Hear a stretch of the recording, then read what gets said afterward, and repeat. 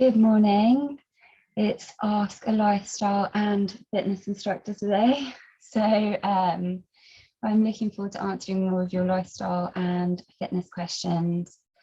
So I have got my silver notebook here. All right, so number one, I suffer from high anxiety. It affects me at work and socially. How can I deal with it? Okay.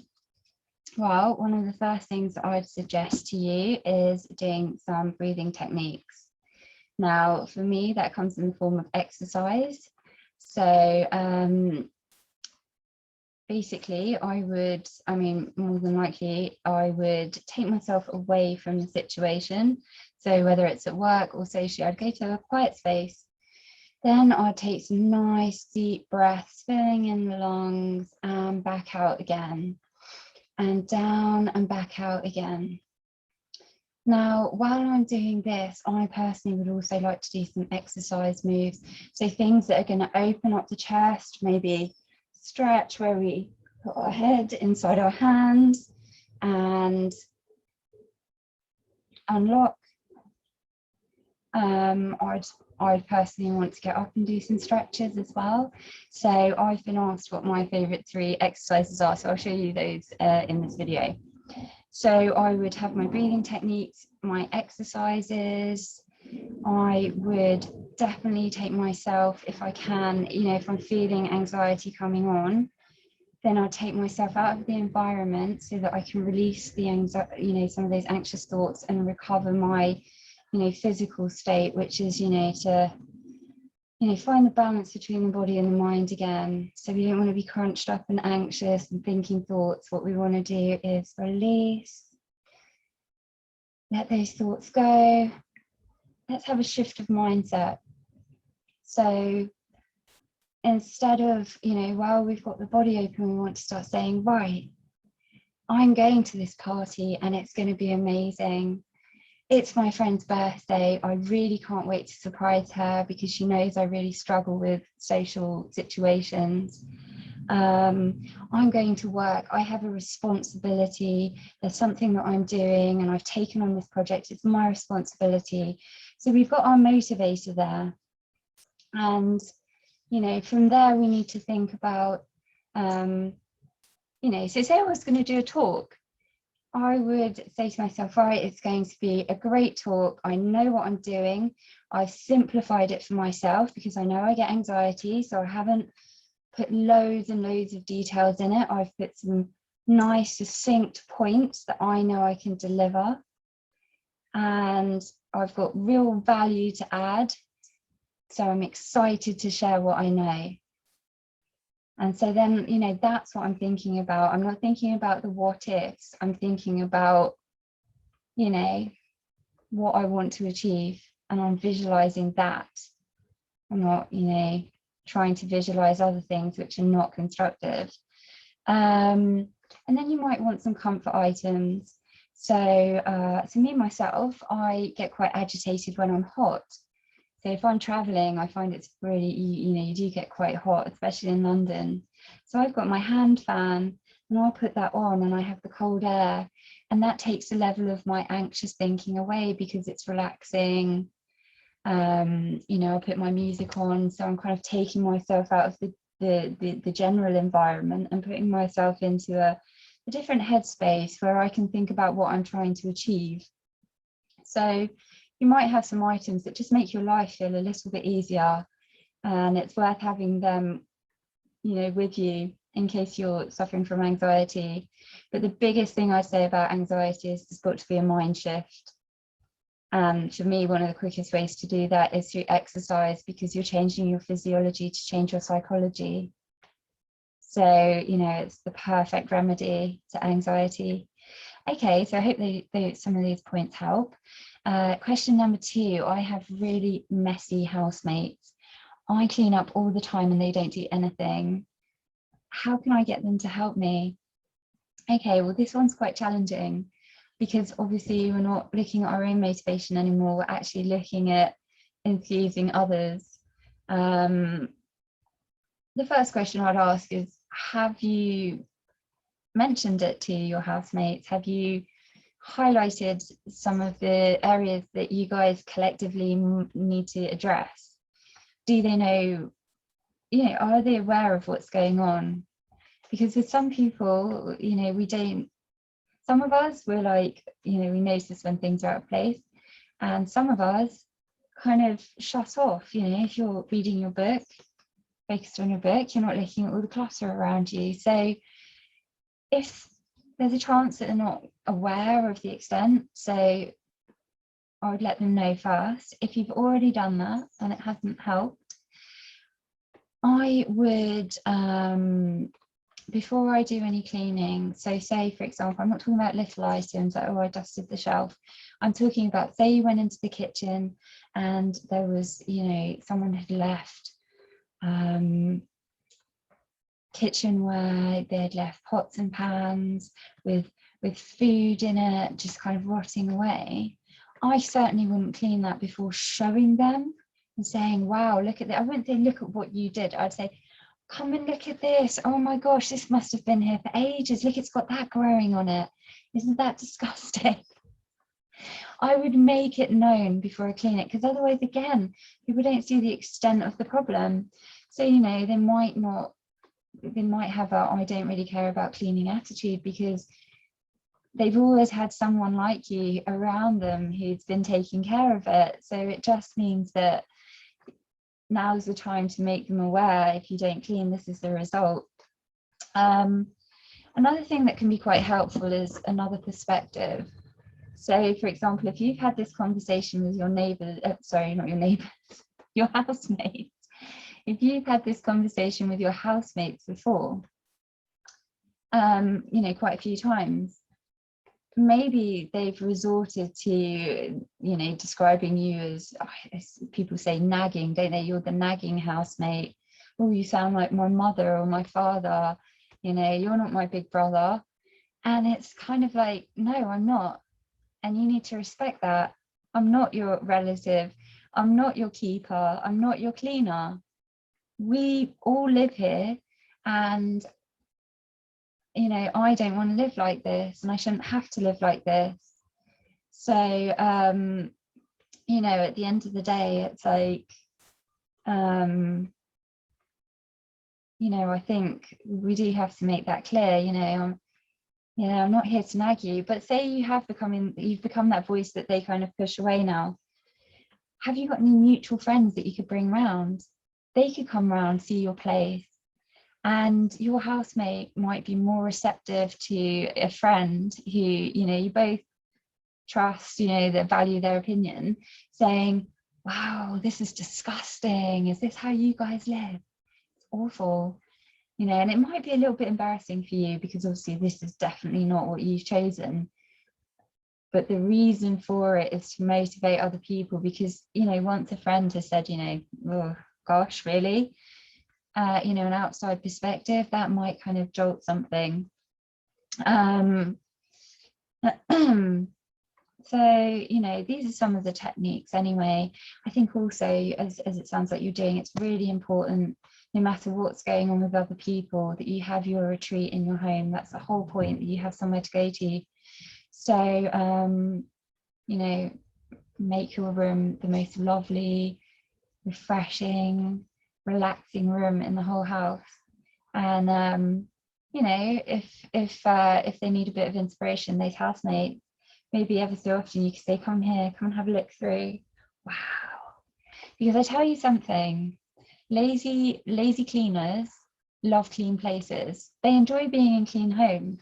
It's rare that people actually want to live in mess, but it's that connection between the action to get the result that they're kind of missing. So it's not fair on you though, is it? So do keep trying, but don't get too stressed out.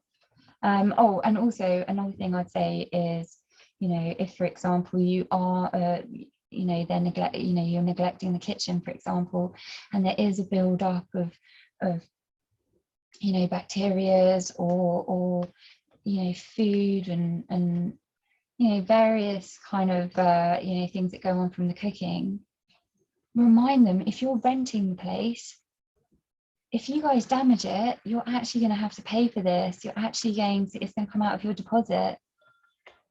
So it's within everyone's interests to keep on top of these jobs, which can be really simple, so that you're not going to lose your money and have to pay because, you know, landlord lady says, right, I need to replace the whole surface.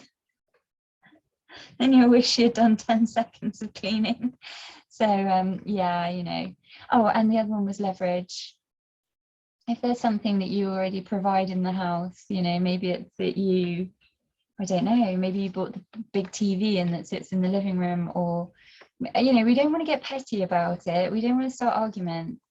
But if we can remind people of what value we bring, so that maybe they could reciprocate and help with, you know, communal responsibilities, just remind them of, you know, some of the things that you bring.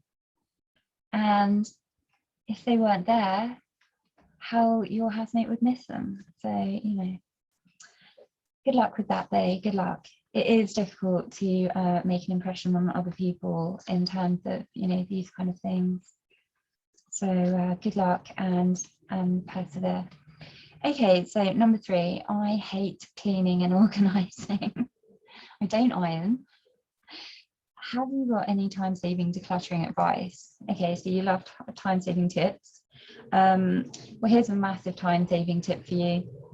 Stop saying I hate cleaning and organising, and maybe reassess it as, you know, simple, you know, the basic tasks that we need to do to keep a level of hygiene, you know, safety and comfortability in our homes. So by immediately kind of umbrellaing, you know, cleaning and organising as something you hate and creating a distance from it, why don't we look at it on a more practical level? Instead of having an emotion about it, let's say, you know, what a really good thing to do is work out timing. So it takes 20 minutes to, so let's say date rotation. There's one that people don't tend to do very often, and that's part of our decluttering. What we can do is we can say, right, every 3 months on a Saturday morning, for half an hour or 20 minutes, I'm going to do date rotation in the kitchen, and I'm going to make sure that all the, you know, the packets and the tins and everything else are in date, and anything that isn't is moved on. When it comes to the fridge, you're going to have to do that more regularly. In terms of dusting, you know, it can take literally wipe, done. You know, or cleaning a surface in the kitchen before you go to bed, done. And so it is kind of looking at the time frame on some of these tasks, because they actually don't take a long time and they make life so much more simple. I think doing things regularly as well, a little bit regularly, really helps us not to have these big projects which we then start to avoid. You know, if we've just got this little routine where it's like, yeah, okay, it's Wednesday, bins go on Thursday, right, take the recycling out, take this out, you know, make sure you keep to those times, don't get lazy about your timings, then these things are so efficient and quick.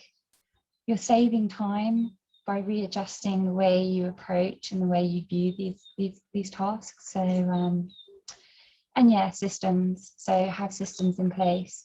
So, you know, it can be as simple as when the laundry basket is full, I have to put on a wash.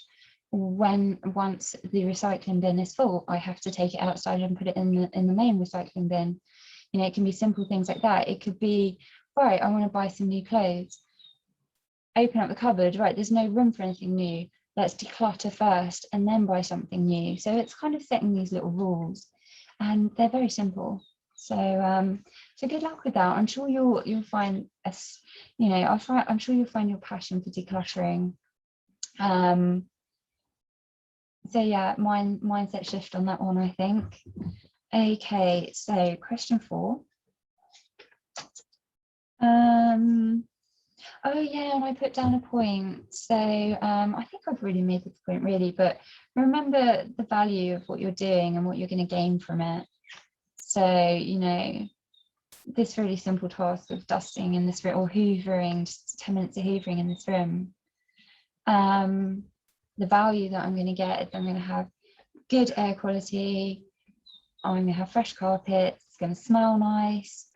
I'm eliminating a lot of the, problems like dust mites. And, if I was ever going to have if I'm going to have a guest round, I'm sure, they'll notice the carpet if you haven't been keeping up with that kind of thing. So just from the value of the task, I think, as well. Okay, I'm going to do what are my 3 favorite exercises. So I'll do those ones at the end. So next question. It's expensive to get a coach. Lots of people can't afford it. What can we do?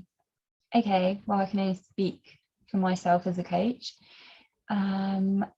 Personally, so if we're doing a lifestyle project, so that could be decluttering and organising in your home, whether it's a service or whether it's holistic coaching that I'm doing with you, I will actually come to the property, do an estimate, work out what we need, what materials we'll need, what kind of hours it's going to take, all those different details like the labour, equipment, whatever it, assessing what the job really requires. Then I'll go away and write an estimate.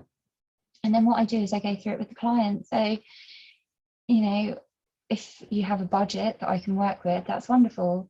Or if you have a budget in mind and I go away and I make the estimate, then we can start refining it and saying, do you want this particular service?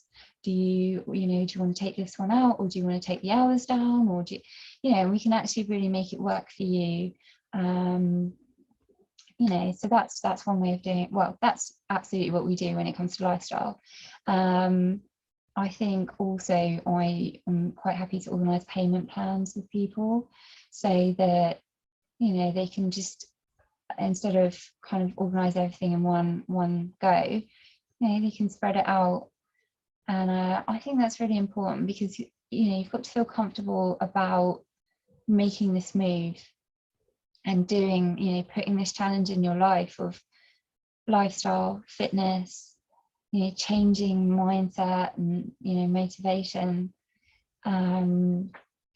It's a really important thing to do, and it's a really important thing for yourself. Working with me as a coach, in a matter of months, we can make leaps and bounds. Things can be so different. And then, I give you the skills so that you can take them forward and keep working on those areas in your life and developing and, kind of maintaining your balance between these different areas. So I wouldn't want you sitting there worrying about money. What I think I'd rather is, get in touch with me and I can tell you all about the services, the different costs, and, as I said, we can work out, a plan for you. I think also, and I also, I do free consultations, so absolutely get in touch. It's always worth having a chat, seeing what everything's about. I'm not the kind of person that's then going to be in your email afterwards, like, in your email after that all the time. I actually give you the information. I'm here with, any question, to answer any questions. But ultimately, it's your decision. So once you've got all the details, it's really about making that call for yourself. So just come and talk to me. I also have remote options. So I do decluttering and organising, virtual decluttering. And, that's not as, that's got different price set. It's in a different price range to, one-to-one in person. So there's loads of different options that we can look at. And you might want the information now so that you can look at doing the project, maybe in the autumn or, whatever your plans are. So definitely come and have a word. And I look forward to it. And also, really think about the end goal, as I said, for this investment. It is an investment working with a coach if you know what you want to get out of it. So, really focus on where you want to go, and then you can tell me, and so that I can work out, different options. When it comes to fitness, it's a bit different. So I do one-to-one coaching, and again, just come to me and ask me about that. I also do classes. So I have a class that's like 30 minutes of cardio. And if you do, so 5 classes, if you book 5 classes, it's £5 a class or £7 to just drop into each class. I have another class that I do, it's a 45-minute, it's more body conditioning class, so it's got cardio in it, but different styles, different times. So I'm sure there's something that can work for you, but yeah, never be shy to get in touch with me. I absolutely love, you know, hearing your experiences and talking about the different services. So okay, I'm going to take you through those 3 exercises, my favorites now. These are really good for anxiety, they're really good for opening up the body, and they're really good for getting you in a position so you feel confident. So if you were going to go and do a talk, for example, you might want to do some of these. Let me show you. Okay, so the first one, actually, let's move this chair. Okay, I think that's off screen, yes. Okay, so the first one, just going to take our arms in the air above our heads, put our arms to our ears, straight back, nice stretch. Okay, and then we're going to take it down and interlock our hands behind and do the same again. Okay, so we'll just do it for a few seconds. You want to do 3 seconds, 5 seconds, and then back up. Okay, so we're up, and we're down, and we're up, and down. And then I might finish it off with one of these. Okay, so if we're opening up, that means now if I want to do a presentation, for example, or I want to answer some lifestyle questions, let's drop the arms to the side. We've got our position, head up.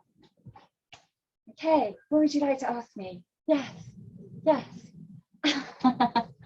Okay, so it's just a confident stance that you get from opening up your body.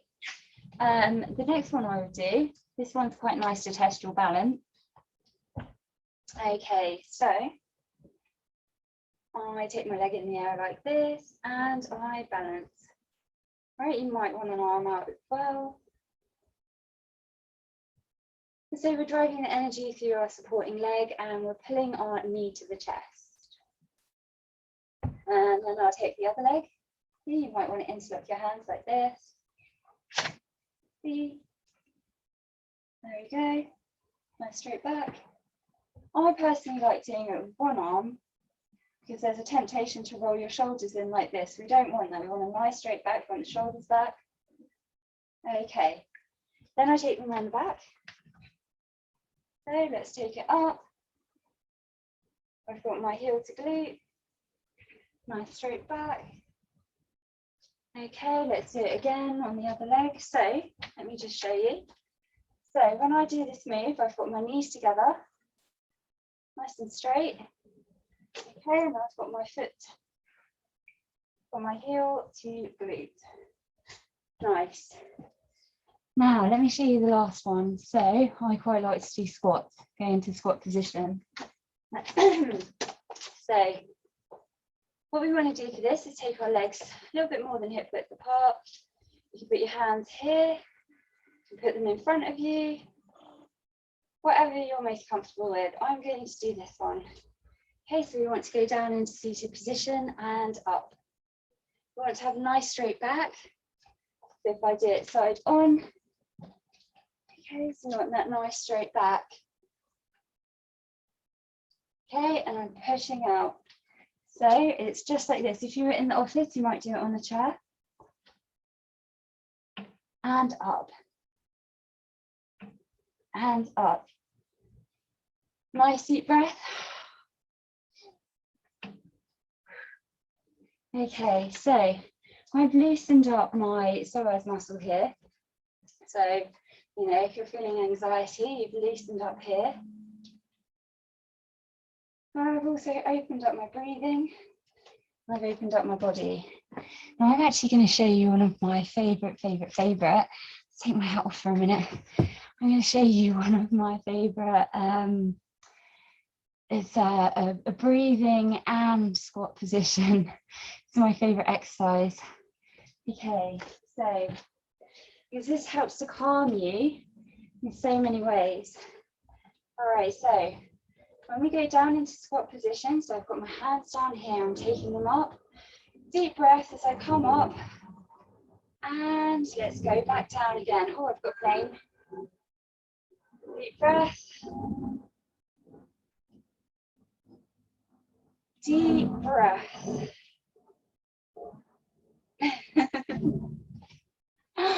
Okay, so let me just show you one on the chair as well. In case you're in an office or you're in a social environment and you can't be doing squats. Okay, so I've got my legs facing forward. All I'm going to do is turn my body to hold the back of my chair like this on the corner and face that way. I'm getting a nice stretch through the back. Okay, do the same on the other side.